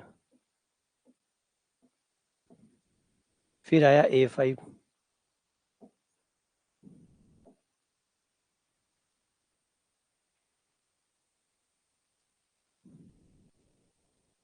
ये आया A5, A5 ने जिन्होंने A4 ने जिनको कवर कर रखा था उनको भी कवर कर लिया, थोड़े एक्स्ट्रा भी कवर कर लिए। ये आया हमारा A5, फिर ऐसे ही आया A6 जो कुछ भी कवर नहीं कर रहा, मत कर भाई। फिर आया A6, A6 ने मान लो वही कवर कर लिया जो A3 पहले से ही कवर कर रहा था, तो कुछ नया कवर किया ही नहीं। तो कुल मिला के यूं समझो कि बिल्कुल रैंडम है, कोई कवर कर रहा है, कोई नहीं कर रहा है, कोई उन्हीं को वापस कवर कर रहा है, कोई दोबारा भी कवर कर रहा है, लेकिन आइडिया ये है कि भाई कवर हो जाएंगे। आपका हर अवयव, एक भी अवयव जो है ना छूटा हुआ नहीं रहेगा, चाहे 2 बार कवर हो और चाहे 3 बार कवर हो और चाहे 4 बार कवर हो, आपका हर अवयव,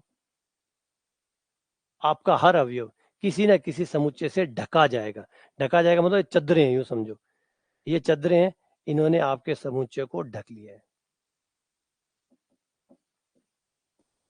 अब आपके समुच्चय का हर एक अवयव, एस का हर एक अवयव, एस का हर एक अवयव किसी ना किसी A1 में होगा। आप किसी भी एस के अवयव को बोल सकते हो कि एस का अवयव ये वाला अवयव, तो मैं कहूंगा जाओ किसी न किसी में मिल जाएगा। हो सकता है एक समुच्चय में मिल जाए, 2 में मिल जाए, 3 में मिल जाए, 4 में मिल जाए, बहुत सारों में मिल जाए, हो सकता है, लेकिन मिलेगा जरूर। एस को ये समुच्चय जो है A1 A2 A3 ये सब मिलकर ढक लेंगे, ये सब मिलकर ढक लेंगे। मान लीजिए आपके पास कुछ थैलियों के टुकड़े हैं, कुछ थैलियों के टुकड़े और गेहूं है, उनको आप ढक रहे हैं, गेहूं के दाने पड़े और थैलियों के टुकड़े आपने लगा दिए। अब गेहूं का हर दाना किसी ना किसी थैली से कवर हो रहा है, हो सकता है 2 थैलियों से भी कवर हो रहा हो, थैली के ऊपर थैली रख दियो, 2 थैलियों से कवर हो गया, 2 थैलियों से कवर हो गया, हो सकता है एक थैली और भी ऊपर आ गई, 3 थैलियों से कवर हो गया, लेकिन एटलीस्ट हर दाना कवर होगा। आप, है ना, थैली इसी तरीके से तो बिछाओगे कि हर दाना किसी न किसी थैली द्वारा कवर हो जाए, वो कवर हो गया। ये है, ये जो सारी थैलियां हैं इनका यूनियन जो है वो विवर्त आवरण कहलाता है, क्योंकि उसने सारे गेहूं के दानों को, वो बहुत ज्यादा थे लेकिन गेहूं के दानों को ढक लिया। ये विवर्त आवरण कहलाता है, ओपन कवर कहलाता है। ओपन क्यों कहा गया? क्योंकि ये सब A1 A2 A3 ये सब के सब ओपन सेट है, ये सारे सेट ओपन सेट है और इन सब ने मिलकर कवर किया है, ढका है, इसलिए ओपन कवर। कवर मतलब ढक रहे हैं, ओपन इसलिए कि सब ओपन सेट है, सब ओपन सेट है और ओपन सेट का हमने यूनियन। क्लियर है? ये आइडिया है। अब इस पे सोचो, इस पे चिंतन करो थोड़ा सा, जो नहीं कहा है, जो भी आपको कुछ लग रहा है, कुछ भी गलतफहमी लग रही है, परिभाषा पे आओ। गलतफहमी दूर करने का तरीका है परिभाषा पे आओ, देखो। आपको ये लगेगा कि A1 A2 में कुछ भी कॉमन नहीं होगा, क्या परिभाषा ये बात बोल रही है कि A1 A2 में कुछ भी कॉमन नहीं है? बोला नहीं बोल रही, तो इसका मतलब कॉमन हो भी सकता है, नहीं भी हो सकता। बस अपना सोचो, अपने खुद की सोचो, कोई भी गलतफहमी सोचो, फिर परिभाषा पे लाओ, क्रॉस चेक करो।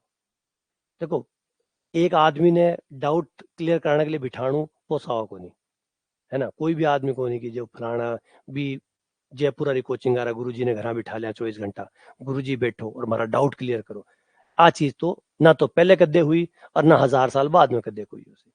तो डाउट क्लियर करने का मैकेनिज्म डेवलप करो अपने अंदर, अपने अंदर डेवलप करो। और कोई आ बात बोले कि पीछा देड़ा है तो सारा डाउट क्लियर हो जैसी ना दिया हो, कोई यहाँ को मिले तो बता दो, डॉक्टर ने फीस देकर आओ, कद तो समझावे वो थाने बीमारी, डॉक्टर ने 200 रुपया या 300 रुपया या 500 रुपया फीस दे रहा हो, वो कत्ती देर वेट का थाने समझावे, 200 रुपया दे रहा है, अब तो सारा दिन अठी रेशू यहाँ होगा कोई नहीं। तो समझो बात को, रियलिटी प्रैक्टिकल चीजों के साथ रहो तो ज्यादा आप जिंदगी को अच्छे से जी पाओगे, वरना शिकायतों में जिंदगी निकल जाएगी, वरना जीवन निकल जाएगा शिकायतों में। वो भी खराब है, वो भी खराब है, वो भी खराब है, वो भी खराब है, और डॉक्टर भी बुरो और वो डॉक्टर भी खराब है, वो डॉक्टर भी खराब। तो डॉक्टर सगला इशे लिसी और सभी इशे मिलती। तो इंपॉर्टेंट चीज जो है ना वो समझो अपने बारे, खुद से डाउट क्लियर करने सीखो, खुद से सीखो, क्योंकि डाउट तो दिन में 50 पैदा होते हैं, 50 बार आपको व्यक्ति मिलेगा कहाँ से? और मैं जैसे बताया कि एक आदमी थे घर रख भी कौन सको कि भैया एक, है ना, मुकेश अंबानी भी पोसा होगा, और दूसरी बात है मुकेश अंबानी भी शायद कौन पोसा होगा, क्यों? क्योंकि कोई व्यक्ति यहाँ को मिल ही कौन सके जो 24 घंटा बैठे रहे गेट के बाहर, मैं खड़े हूँ, थे डाउट ले आओ खाली। तो बेहतर क्या होता है? पढ़ना सीखो, सीखना सीखो, कैसे अपने डाउट को ढूंढा जाता है और क्लियर किया जाता है। तो बेहतर तरीका अपने मैकेनिज्म को डेवलप कर लो ना, मशीन ही बना लो, फिर कुछ डाउट बचेंगे। कुछ डाउट के लिए जगह है, कुछ डाउट तो क्लियर करवाए जा सकते हैं, ये सारे नहीं क्लियर करवाए जा सकते। तो आ जाओ वापस से परिभाषा पे। तो जो भी बनाना है, जो भी गलत बना रहे हो, परिभाषा पे जाओ, क्योंकि हम भी अगर कोई बता रहा है, कोई क्लियर भी करा रहा है, तो वो भी परिभाषा से करा रहा है। सब परिभाषा से क्लियर करवाएंगे तो आप भी परिभाषा से क्लियर कर लो। आपने तो अच्छा, अगला क्वेश्चन, क्या विवर्त आवरण परिमित होगा? तो यहाँ पे पढ़ो, क्या यहाँ लिखा हुआ है परिमित होगा? यहाँ लिखा हुआ है आई से लेना है। आई से लेना मतलब है लेते जाओ लेते जाओ लेते जाओ लेते जाओ लेते जाओ। इसका मतलब है आपकी जितनी मर्जी करे उतने ले लो, जितनी मर्जी करे उतने ले लो, 2 ले लो, 10 ले लो, 20 ले लो, 50 ले लो, इसमें से लेते जाओ। यहाँ खुली छूट दी हुई है। ई बिलोंग्स टू आई। आई का मतलब होता है इंडेक्स,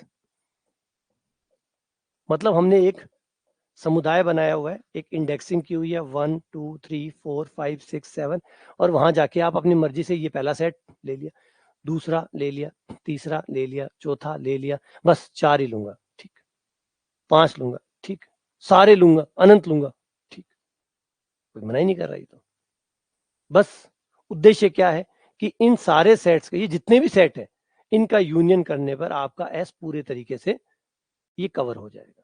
अब मान लीजिए जैसे गेहूं की, मैंने कहा गेहूं बिखरा हुआ है और उसको कवर करने के लिए 5 पॉलीथीन या 7 पॉलीथीन लगी, आप 8 लगा दो, 9 लगा दो, 10 लगा दो, और कवर हो जाएगा। लेकिन होना तो कवर ही था, वो कवर हो गया। तो ये आइडिया इसमें है, इसे ओपन कवर कहते हैं। अच्छा, अब क्वेश्चन एक और बनता है, क्या एक ही ओपन कवर हो सकता है? बोला नहीं। गेहूं को ढकने का एक ही तरीका हो सकता है? नहीं, बहुत से हो सकते हैं।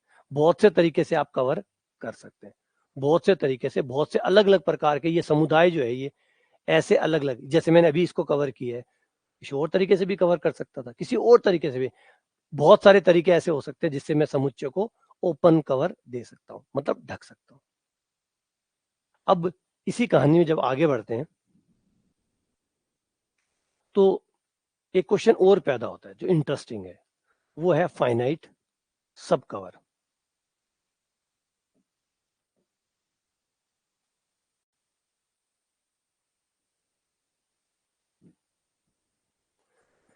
परिमित उपावरण, फाइनाइट सब कवर।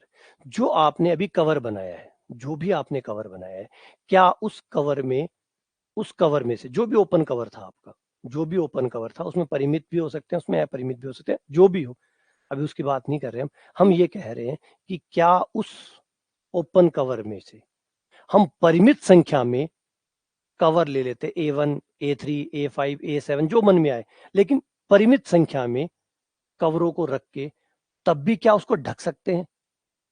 अगर ऐसा संभव है तो हम कहते हैं परिमित उपावरक संभव है। मतलब ये है कि आप ढक रहे थे, अब ढकने के लिए हो सकता है आपके अनंत समुच्चयों का इस्तेमाल हो रहा हो, A1 A2 अनंत हो सकता है परिमित हो, वो जो भी थे, वो जो ढक रहे थे। हमारा क्वेश्चन ये है कि वो जो ढके जा रहे थे, उनमें से ही परिमित संख्या में समुच्चयों को रखकर क्या ढका जा सकता है? क्या ढका जा सकता है? जवाब हाँ भी हो सकता है, ना भी हो सकता है, वो समुच्चय पे डिपेंड करता है। वो डिपेंड करता है कि कैसे ढका गया है, एक बात। नंबर 2, कौन से समुच्चय को ढका गया है। जो वो ढका गया है, तो क्या परिमित संख्या में ए आई का इस्तेमाल करके, ए आई यहाँ मतलब A1 A2 जो भी सेट आपका था, उसमें से परिमित संख्या में जो भी आपका कवर था,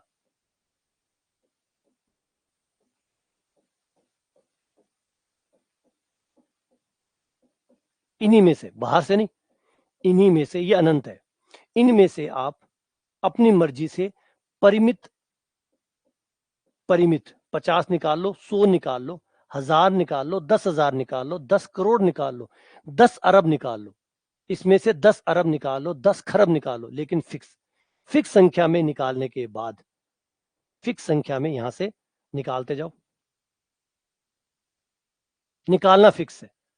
क्या फिक्स संख्या में निकालने के बाद आपने यहां गए, आपने मान लो A1 चूज किया, ठीक है, आ जाओ, A1 चूज कर लिया, A2 नहीं ले रहा, A3 ले रहा हूं, ठीक है, ले लो A3 ले लो, बोले A4 भी नहीं लूंगा, A5 भी नहीं लूंगा, A7 लूंगा, ठीक है, चलो A7 ले लिया। फिर A7 के बाद A9 लूंगा, ठीक है, A9 ले लो। फिर A11 लूंगा, ठीक है, डैश डैश डैश करके मैं A1001 तक ये लूंगा, ठीक है, ले लिया, डन। लेकिन क्या अब ये जो परिमित संख्या में आपने लिया है, ये इन सबको यूनियन करने पर क्या एस अभी भी आपका कवर हो रहा है? क्या अभी भी ये एस का विवर्त आवरण है? जबकि अब आपने इसे परिमित कर दिया है, आपने इसे अब परिमित कर दिया है। पहली बार अंतर था, पिछली बार परिमित और अपरिमित दोनों खुले थे। पिछली बार आपका जो आवरक था वो परिमित और अपरिमित दोनों था, जो बने बस कवर करो, परिमित से कवर तो ठीक है, अपरिमित से कवर हो तो ठीक है।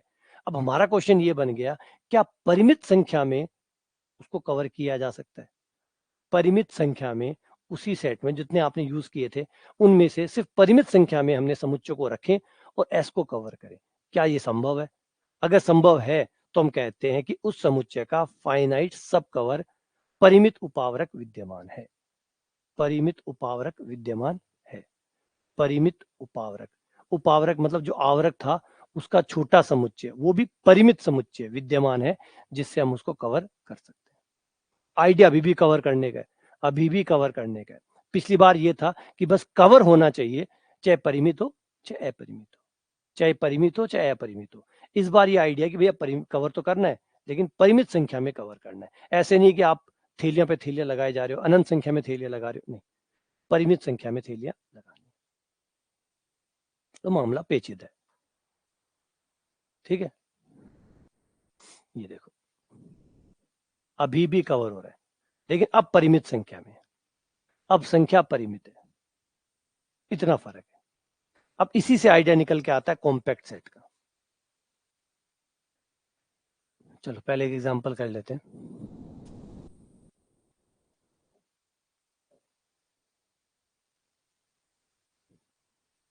अब ये देखो, ये रियल नंबर जो सेट है पूरे रियल नंबर के लिए, अभी जो ऊपर दिया गया है, ये जो ऊपर दिया गया है, ये हर रियल नंबर के लिए एक कवर है, ये भी कवर है, ये भी कवर है, दोनों ही कवर है। सी भी एक ओपन कवर है आर का, मतलब आर को आप, ये जो सी भी आर है, सी से आप आर को ढक सकते हो और सी डैश से भी आप आर को ढक सकते हो, दोनों से ही आप आर को ढक पाएंगे। दोनों के दोनों ही आवरक है। मैं दिखाता हूं कि कैसे ढक पाएंगे आर को। ये कैसे ढक रहे हैं, देखो ये रहा आपका आर।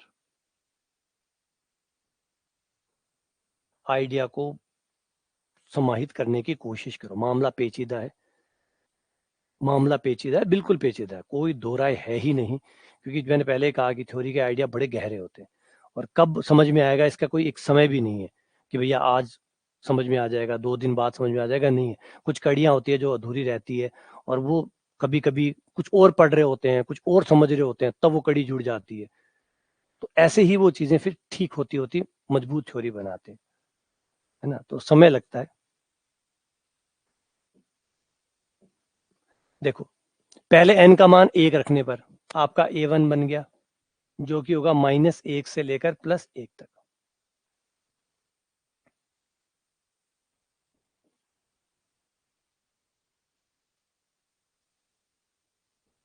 ये आपका a1 ने यहां से लेकर यहां तक, इसके बीच वाले सब a1 ने कवर कर लिए। अब दूसरा आया a2, n का मान 2 रखने पर -2 से +2 तक, इसने इतना कवर कर लिया, इसने इतना कवर कर लिया। फिर आया a3। अब यहां आप देखोगे यहां जो भी आ रहा है वो पहले वाले को, जिसने पहले वाले ने कवर किया उसको वो भी कवर कर रहा है, जो पहले वाले जिन्होंने कवर कर रखा है ये उसको भी कवर कर रहा है। हमने कोई मना थोड़ी कहा था कि भाई जो पहला कवर कर ले उसको दूसरा कवर नहीं करना चाहिए। हमारी परिभाषा में ये कोई पाबंदियां नहीं थी कि जितना पहले ने कवर कर लिया बस दूसरे को उसके आगे से कवर करना है, नहीं, ऐसा तो नहीं था। ऐसा तो थोड़ी होता है। ऐसा तो नहीं था कि भाई A1 ने जितना कवर कर लिया A2 उसको छोड़ के कवर करेगा, A3 उसको अलग कवर करेगा, ऐसा तो नहीं कहा था। हमने तो कहा था बस कवर करो, हमारा मकसद था कवर करना। अब आप आ जाओ और बताओ A4, अब A3 आ गया, A4 आ जाएगा, A5 आ जाएगा, तो A5 क्या करेगा, -5 से +5 तक कवर कर देगा। A6 -6 से +6 तक कवर कर देगा, -7 से +7 तक, -8 से +8 तक, -9 से +9 तक। तो ये सारे सेटों को, जब अब सारे के सारे सेट इन सबको यूनियन करोगे तो पूरा आपका आर इनके अंदर आ जाएगा, नहीं आ जाएगा? बोला बिल्कुल आ जाएगा, हो जाएगा। अब बोलो कोई ऐसा नंबर जो छूट गया हो, रियल नंबर का कोई नंबर ऐसा बताओ कि जो छूट गया हो और किसी भी A1 A2 A3 में नहीं आया किसी में भी नहीं आया हो सकता है एक से ज्यादा में आया हो सकता है एक से ज्यादा में आया हो, लेकिन किसी में भी नहीं आया हो ऐसा कोई नंबर है क्या? ऐसा कोई नंबर है जो किसी में भी नहीं आया हो? जैसे एग्जांपल के लिए डिमांड करते हैं 2 की, 2 एक रियल नंबर है, 2 A1 में नहीं आया, कोई बात नहीं, हमने ये थोड़ी कहा कि सब में आएगा, हमने कहा एटलीस्ट एक में पक्का आएगा। 2 A1 में नहीं आया, कोई बात नहीं, 2 A2 में भी नहीं आया, ठीक है, लेकिन 2 A3 में आएगा, और 2 A3 में भी आएगा, A4 में भी आएगा, A5 में भी आएगा, डैश डैश सब में आएगा। अब आप बोलोगे 1000, ठीक है 1000 ले लेते हैं, 1000 रियल नंबर, 1000 कवर हुआ नहीं हुआ, एक एक दाने पर विचार करना है, एक दाना भी खराब नहीं होने देंगे। 1000 पे विचार किया, 1000 कवर हुआ नहीं हुआ, 1000 A1 में नहीं आया, A2 में भी नहीं आया, A3 में भी नहीं आया, A4 A5 A6 dash dash dash, A1000 में भी नहीं आया, लेकिन A 1001 में आ गया, A 1001 में आ गया, और फिर A 1002 में भी, A 1003 में भी डैश डैश, उसके बाद आने वाले हर समुच्चय में ये आएगा। तो आ गया ना, एक में आना था, बहुत सारों में आ रहा है, कोई दिक्कत नहीं, एटलीस्ट कोई में ना आए ऐसा नहीं होना चाहिए, और कोई में भी नहीं आया इसका मतलब वो कवर ही नहीं हुआ, कवर नहीं हुआ तो फिर कवर कैसे हुआ? फिर आप इसको कवर कैसे कह सकते हो? कवर का मतलब तो होता ही ढकना है, सब ढके हुए होने चाहिए, एक बच गया कैसे? तो इसलिए ऐसे आप दूसरे को देखोगे ये भी कवर है, लेकिन इस बंदे का चलने का तरीका थोड़ा अलग है, ये -3 से +3, पहला A1 आएगा -3 से +3, ये A1, A2 आएगा -6 से +6,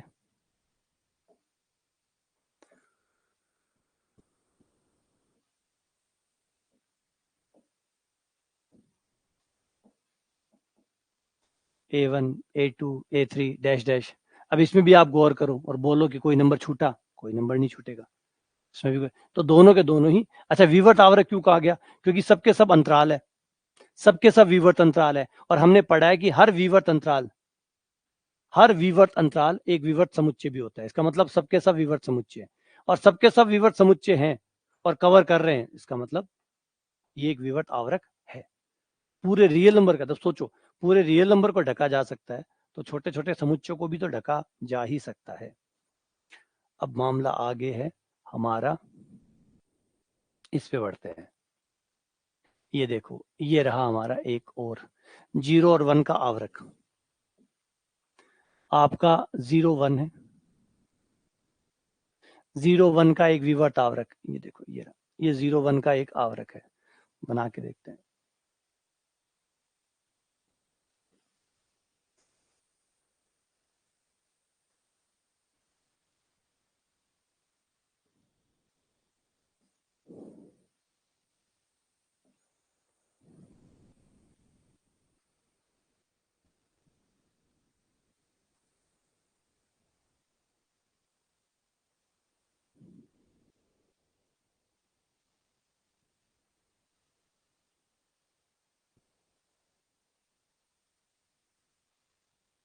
ये 0, ये 1, ये आपका एक समुच्चय है 0 to 1, जिसमें 0 और 1 शामिल,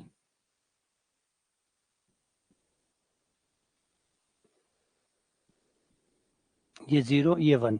अब हमें करना है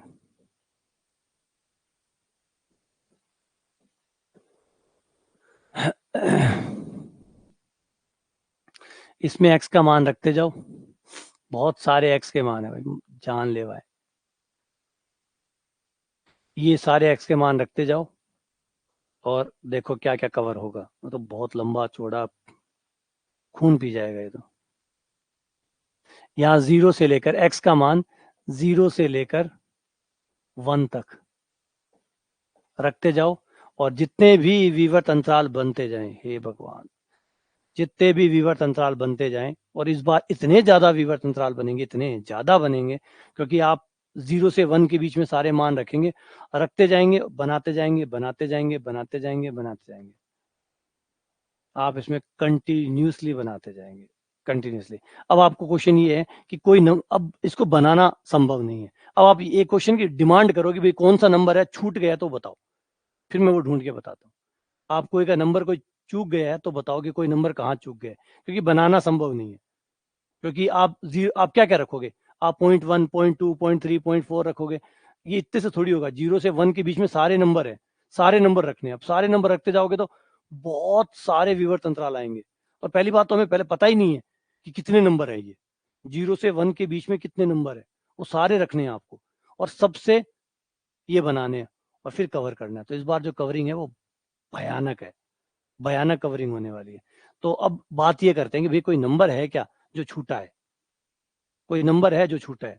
अगर ऐसा है तो ठीक है, तब तो बात करते हैं कि भैया कोई नंबर है वो छूट गया। क्या कोई नंबर ऐसा है जो छूटा है? क्योंकि ये नंबर, ये देखो, अगर हम इधर देखें इस तरह से, तो जैसे ही हम एक्स का मान 0 के आसपास रखेंगे, ये नंबर आपको 0 से पहले पहले हर पॉइंट को कवर कर देगा। और ये तो 3/2 तक जा रहा है, क्योंकि जब एक्स का मान आप 1 के नजदीक रखेंगे तो ये 3/2 तक चला जाएगा। तो यानी बीच के तो सारे नंबर इसमें आने ही आने, क्योंकि खुद इंटरवल है, तो बीच के तो सारे नंबर ये कवर करेगा ही करेगा। बीच के तो ये सारे नंबर खुद कवर करेगा ही करेगा। और किनारे वाले जो है ये, जब हम 0.9999 रखेंगे, उस केस में ये लगभग लगभग 3/2 आ जाएगा। और 3/2 आने का मतलब है 1 के आगे तक कवर कर रहा है ये, तो ये तो कवर हो ही गया। इधर जैसे ही हम एक्स का मान टेंड्स टू 0 करेंगे, तो ये 0 से बाद वाले सबको कवर करेगा, कोई ना कोई इसमें आ ही जाएगा। ऐसे ही समवर्त अंतराल के लिए ले लें, ये जो छोटा सा समुच्चय है, ये इसको कवर कर देगा। ये जो इंटरवल है a-1 से b-1, इसको कवर करेगा। a-1 b+1 होना चाहिए, +1। ये इसको पूरे को कवर करेगा। इस संवर्त अंतराल को ये अकेला कवर कर देगा, बिल्कुल, हाँ, अकेला भी कवर कर सकता है। ये रहा a,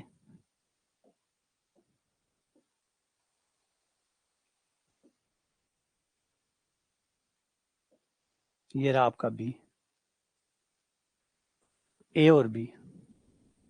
अब ये है आपका a-1 यानी से थोड़ा सा पीछे होगा।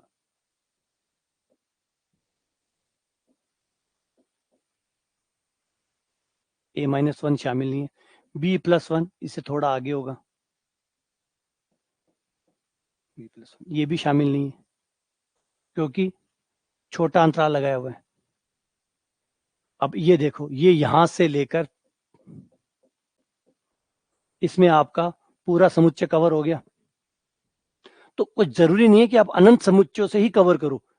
मैंने पहले ही बार बार समझाया कि अनंत से कवर करने की जरूरत नहीं है, कुल मिला के कवर करने का आइडिया है। कुल मिला के चाहे परिमित से कवर करो, बस जिससे कवर कर रहे हो वो सब विवर्त समुच्चय होने चाहिए। पहली शर्त, कवरिंग विवर्त समुच्चयों की होनी चाहिए। परिमित संख्या में करो, अपरिमित संख्या में करो, इससे कोई हेडेक नहीं है। कुल मिला के वो कवर हो जाने चाहिए। कुल मिला के ये दावा है कि भाई जो आपने कवर बनाया है, उसमें आपके समुच्चय का हर बिंदु आपके कवर के अंदर विद्यमान होना चाहिए। आपके कवर जो है A1 A2 A3 A4 जितने बनाए, उसमें कोई हमें हेडेक नहीं है इस बात को लेके कि आपने कितने बनाए हैं। आप स्वतंत्र है बनाने के लिए, जितने चाहे बनाइए, फाइनाइट बनाइए, इनफाइनाइट बनाइए, कितने भी बनाइए। हमारा सिर्फ जवाब ये होगा कि हम जाकर पूछेंगे आपसे कि हमारा एस अवयव है, एस समुच्चय, इस समुच्चय का ये वाला अवयव आपके कौन से सेट के पास है, तो आपके जवाब होना चाहिए इस सेट के पास है, बस। अब यहां देखो, जैसे ये रहा, इस इंटरवल का कोई भी बिंदु आप जाके पूछोगे कि भैया ए बी, ये रहा, मुझे ये वाला पॉइंट चाहिए, ये वाला पॉइंट किसके अंदर है, तो मैं कहूंगा इसी के अंदर है, जाके चेक कर लो। बोला हाँ है, डन। फिर ये दूसरा बिंदु उठाया, ये बिंदु कहाँ है, मैं कहूंगा इसके अंदर है, जाके चेक कर लो। एक से कवर हो रहा है तो कोई दिक्कत नहीं, कोई दिक्कत नहीं। अगर एक से भी कवर हो रहा है, केवल एक पूरे को कवर करने के लिए तैयार है, तो ठीक है। हम कभी भी ये प्रॉब्लम, यही थोड़ी सी दिक्कत ही हो जाती है कि हम खुद से कुछ कहानियां बना लेते हैं और फिर हम उसको विरोध मानते हैं कि ये तो गलत है। बोला तो ये बोला कब था, कब ये मैंने कहा था? याद करिए, शुरू से ही मैं इसको बार बार दोहरा रहा हूं कि मैंने नहीं कहा कि कवर करने के लिए अनंत का यूज करो। मैंने कहा था बस कवर होना चाहिए। कवर होने की परिभाषा ये है कि आपके समुच्चय का हर अवयव उस विवर्त आवरक के किसी न किसी समुच्चय के पास होना चाहिए। तो जो भी आपका सेट है एस, एस, एस का कोई भी अवयव मैं ए उठाऊं तो वह किसी ना किसी समुच्चय के भीतर, चाहे वो कोई भी हो, होना चाहिए। बस आपका जो आवरक है सी, उस आवरक के जो सी जो आवरक है उसके किसी सेट के अंदर होना चाहिए, एक बिंदु भी छूटना नहीं चाहिए। अब आप परिमित बना के करो इसको, अपरिमित बना के करो, हमें से कोई मतलब नहीं है। हर वो सी, हर वो कलेक्शन, हर वो संग्रह, समुच्चयों का संग्रह एक विवर्त आवरक कहलाएगा, जिसके अंदर जो अवयव है, समुच्चय है, वो आयस के हर अवयव को कवर करते हो। बस ये विवर्त आवरक है। तो हमने सिर्फ एक समुच्चय से ही कवर कर दिया। देखो यहाँ पे हमने इतने कवर किए हैं कि काउंटिंग ही नहीं हो रही, यहाँ पे इतने किए हैं कि काउंटिंग ही नहीं हो रही, और यहाँ पे सिर्फ एक से कवर कर दिया। तो आइडिया ये नहीं है कि कितनों से कवर करते हो, आइडिया ये है कि कवर करते हो।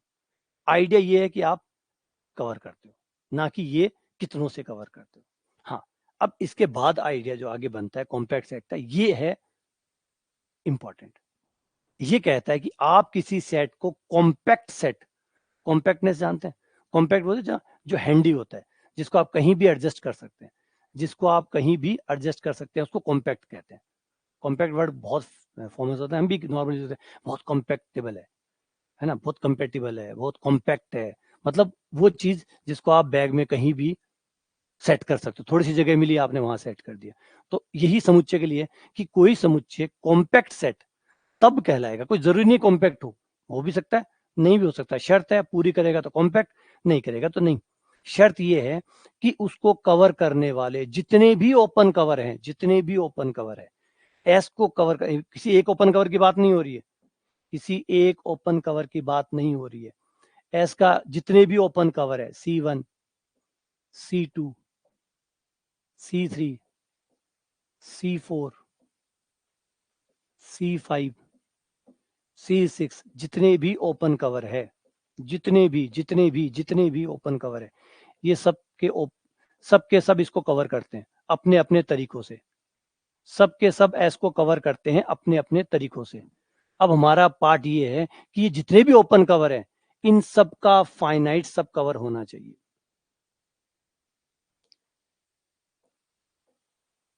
परिमित उपावरक मतलब C1 में से मैं परिमित संख्याओं में से, परिमित संख्या में से ए को चूज करूंगा और मैं एस को कवर करके दिखा पाऊं।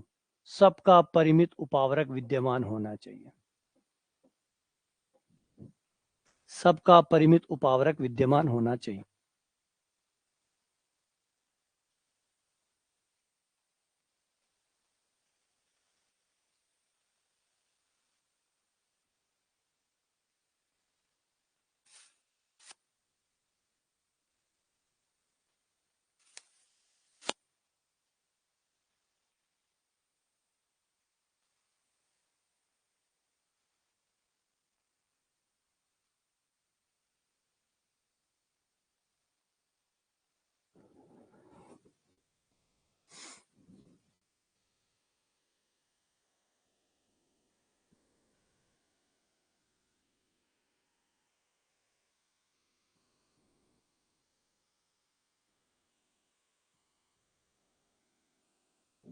प्रत्येक विवर्त आवरण, प्रत्येक विवर्त आवरण में एस का एक सीमित उपावरण अंतर्विष्ट हो। मतलब हर अब यहाँ पे दिक्कत ये हो जाती है कि बच्चे कई बार क्या करते हैं, लाते हैं कि सर ये देखो, ये देखो, ये विवर्त आवरक रहा, इसको परिमित बना दिया। अरे एक की बात नहीं हो रही है, खाली एक की नहीं कि एक का उपावरक मिला दिया आपने और इतने में वो कॉम्पैक्ट हो गया। वो कह रहा है जितने भी उपावरक विद्यमान है, जितने भी विवर्त, सबका दिखाना होगा आपको, सबका दिखाना होगा। एक का तो कोई भी कर सकता है, कहानी एक की नहीं है।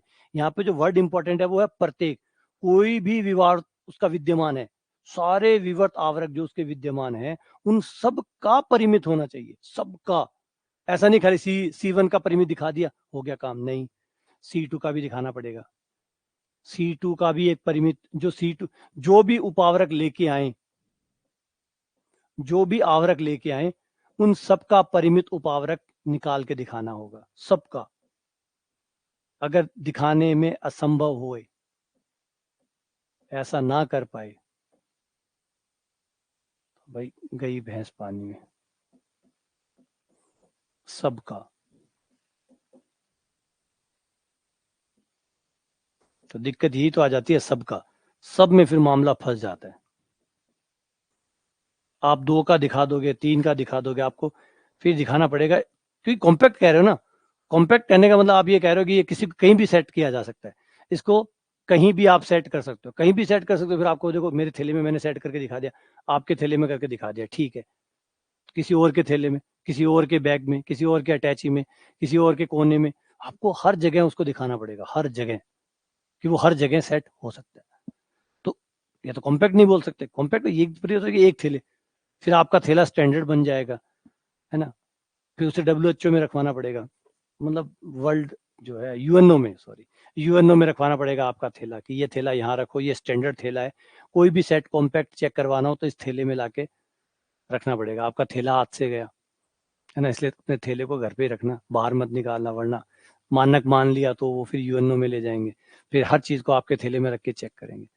तो इसीलिए बेहतर बनाया परिभाषा कि हर जगह, हर जगह, हर जगह वो उसका उपावरक विद्यमान होना चाहिए। ऐसा नहीं कि सिर्फ एक जगह हो गया, नहीं, हर जगह, हर बार, बार बार, बारंबार ऐसा होना चाहिए, तो ही कॉम्पैक्ट सेट कहलाएगा, तो ही कॉम्पैक्ट सेट कहलाएगा।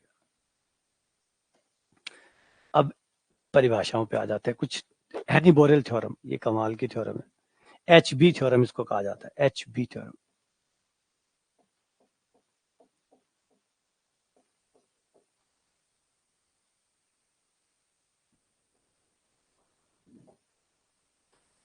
हैनी बोरेल थ्योरम, ये बहुत अच्छी थ्योरम है। ये एकमात्र थ्योरम है जो कॉम्पैक्ट सेट के ऊपर काम करती है। ये कहती है कि वास्तविक संख्याओं का एक संवर्त, अगर कोई समुच्चय, आप ये चेक कर लो वो संवर्त है प्लस वो परिबद्ध है, ये दो बातें चेक कर लो कि वो संवर्त है, क्लोज्ड है, प्लस बाउंडेड है। क्लोज्ड है प्लस बाउंडेड है। क्लोज्ड है इसका मतलब है उसका प्रत्येक सीमा बिंदु उसके अंदर ही विद्यमान है, उसका प्रत्येक सीमा बिंदु उसके अंदर ही विद्यमान है, प्रत्येक सीमा बिंदु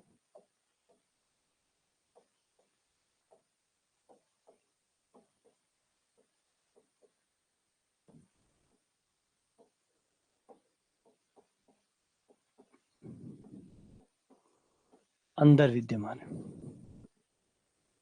संवर्त समुच्चय। परिबद्ध मतलब दो नंबरों के बीच में ही समुच्चय रहेगा, पूरा समुच्चय दो नंबर H और K नाम दे देते हैं, such a H and K belongs to real number. दो रियल नंबर ऐसे मिल जाएंगे कि आपका पूरा समुच्चय इन दो नंबरों के बीच में आएगा, ना तो इस H को पार करेगा ना K को पार करेगा, और all X belongs to S।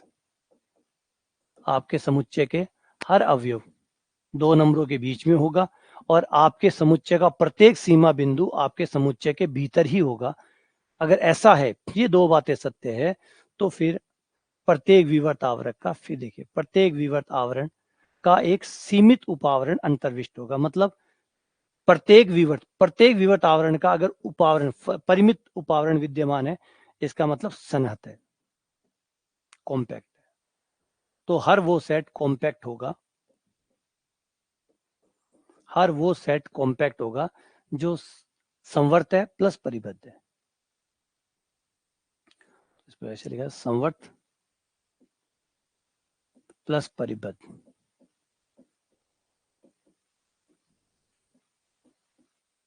Equals to सन्हत।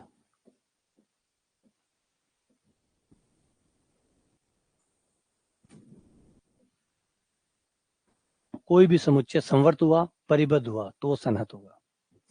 इसे हैनी बोरेल थ्योरम के नाम से जाना जाता है।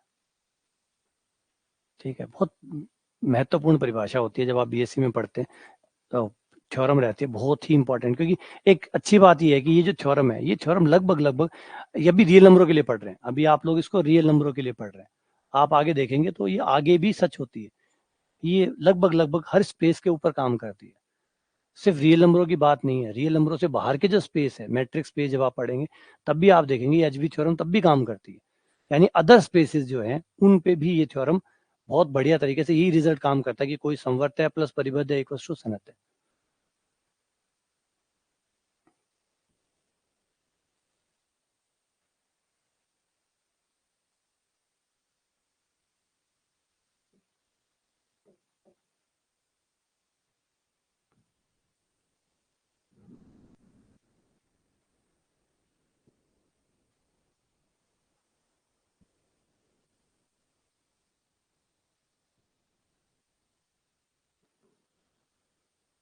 प्रत्येक वास्तविक संख्याओं का प्रत्येक सन्हत उपसमुच्चय, अगर वास्तविक संख्याओं का कोई भी समुच्चय सन्हत है तो वो संवर्त और परिबद्ध होता है।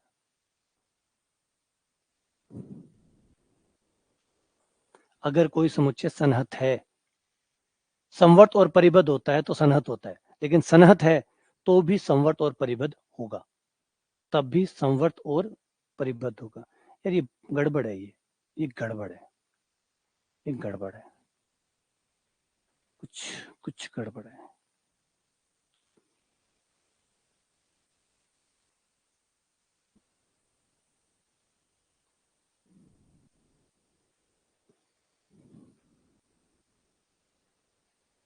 इसे क्रॉस चेक करना पड़ेगा।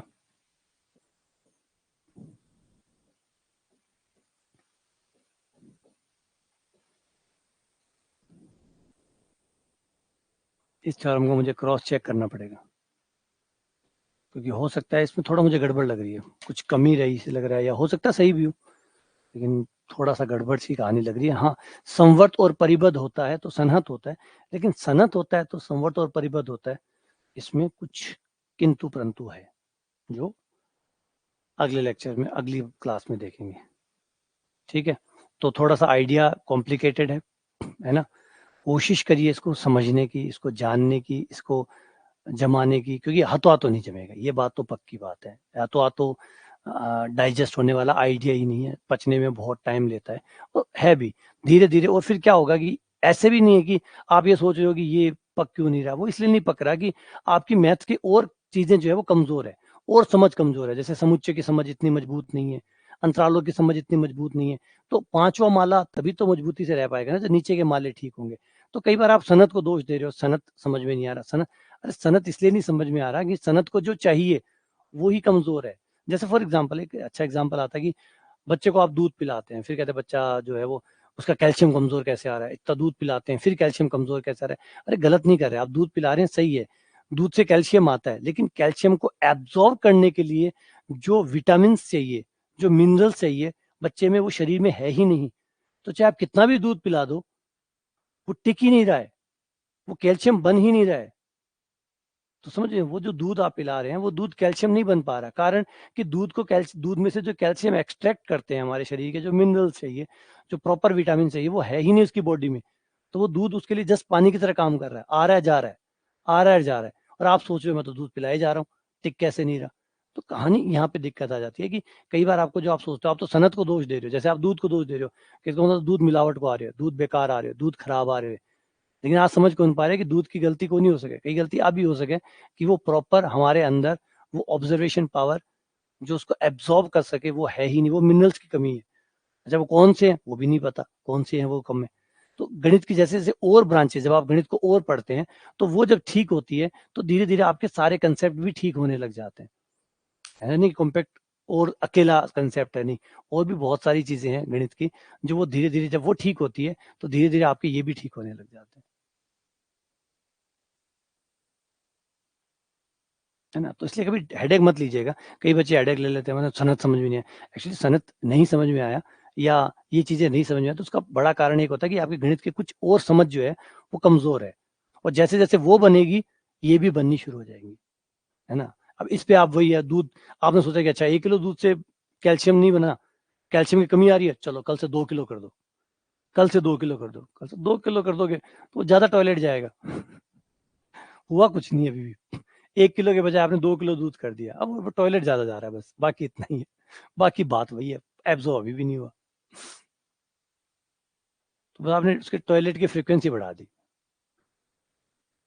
इसलिए ज्यादा स्ट्रेस ना लीजिएगा, कई टॉपिक कॉम्प्लिकेटेड होते हैं, जगह दीजिए, समय दीजिए, इनको पकने में समय दीजिए। चलिए मिलते हैं आप लोगों से अगली क्लास में।